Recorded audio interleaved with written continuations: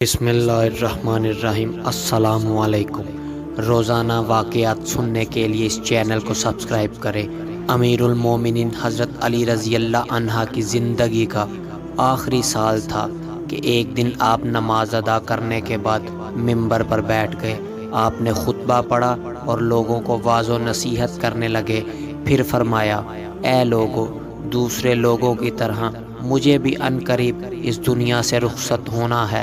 بس مجھ سے وہ باتیں پوچھ لو جو تم نہیں جانتے تاکہ تمہاری معلومات میں اضافہ ہو۔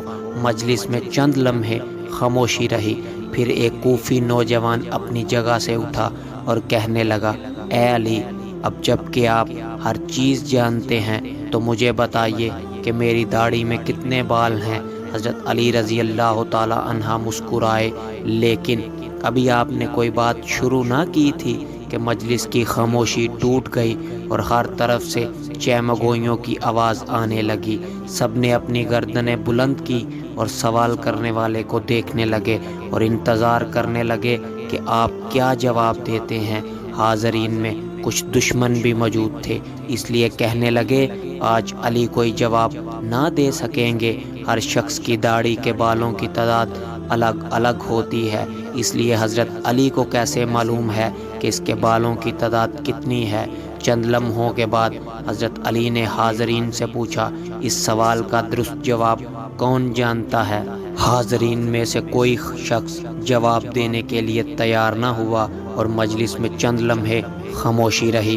حضرت علی رضی اللہ تعالی عنہ کی خدمت میں کمبر نامی آزاد کردہ غلام رہتا تھا، جو مکتب علی کا تربیت یافتہ آپ کا خدمت گار اور جان نثار تھا۔ سب لوگ کمبر کو پہچانتے تھے۔ جب بھی حضرت علی مسجد سے نکلتے تو کمبر آپ کے ہمراہ رہتا۔ اس موقع پر بھی کمبر دروازے پر نہایت خاموشی سے کھڑا مسجد میں ہونے والی گفتگو سن رہا تھا۔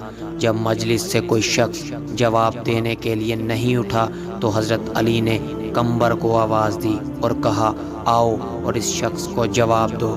کمبر نے سوال کرنے والے کوفی نوجوان سے کہا، اگر تم لوگوں کے بدخواہ نہیں ہو اور سچے ہو تو اس بات کی تصدیق کرو کہ اس سوال سے تمہارا مقصد کیا ہے۔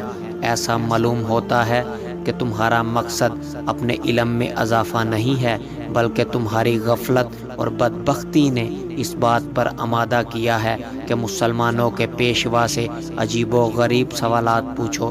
یاد رکھو، حضرت علی کو تمام باتیں معلوم ہے جس میں تمہاری بھلائی ہے۔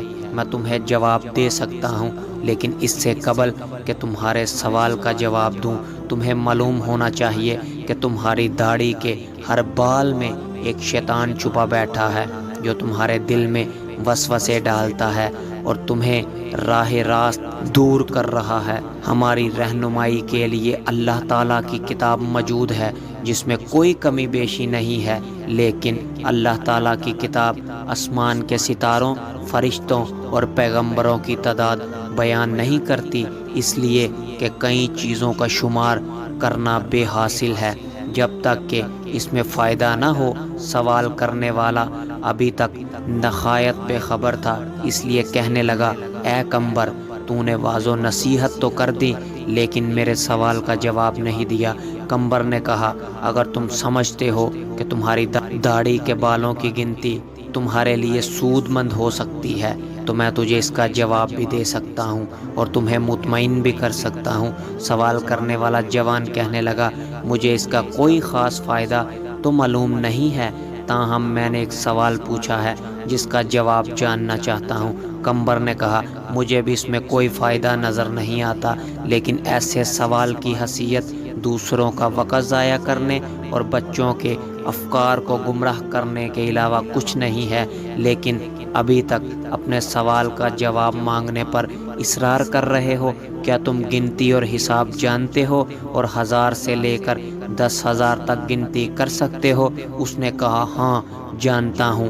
کمبر نے کہا، جو لوگ عقل مند ہیں وہ کئی مفید کام کرتے ہیں۔ اگر تجھے کسی کام کی فکر نہیں ہے اور نہ ہی کوئی مفید سوال پوچھنا چاہتے ہو تو میں بھی سمجھتا ہوں کہ ممکن ہے اس گنتی سے تمہارا کوئی ذاتی مسئلہ حل ہو جائے گا۔ بہرحال یہ کام نہایت آسان ہے، تمہاری داڑھی کافی لمبی ہے، اسے کینچی سے کاٹ دو، اپنے سامنے رکھو اور بیٹھ کر نہایت آرام سے گنتی کر لو کہ اس میں کتنے بال ہیں۔ اگر اب بھی راضی نہیں ہو تو مجھے بتاؤ۔ مسجد میں بیٹھے ہوئے لوگ بہت خوش ہوئے، کئی چہروں پر مسکراہٹ چھا گئی اور گنگناہٹ شروع ہو گئی۔ دوست اور دشمن ایک دوسرے کو دیکھنے لگے۔ دشمنوں نے کہا ہم بھی اس موضوع سے غافل تھے، کمبر درست کہتا ہے۔ نادان دوست کہنے لگے واقعی عجیب سوال اور عجیب جواب تھا، یہی وجہ تھی کہ حضرت علی رضی اللہ تعالیٰ عنہ نے اس کے جواب کے لیے اپنے غلام کو حکم دیا۔ سوال پوچھنے والے نے شرمندگی سے کہا اے کمبر، تو نے درست کہا ہے اور مجھے غفلت کے خواب سے بیدار کر دیا اور راہ راست پر لے آیا ہے۔ اب میں اپنی داڑھی کے بالوں کی گنتی معلوم نہیں کرنا چاہتا۔ پہلے تو میں بھی خوش تھا کہ عجیب سوال پوچھ رہا ہوں، لیکن اب سمجھ گیا ہوں کہ کوئی عجیب اور بے حاصل مسئلہ پوچھنا ہنرمندی نہیں ہے۔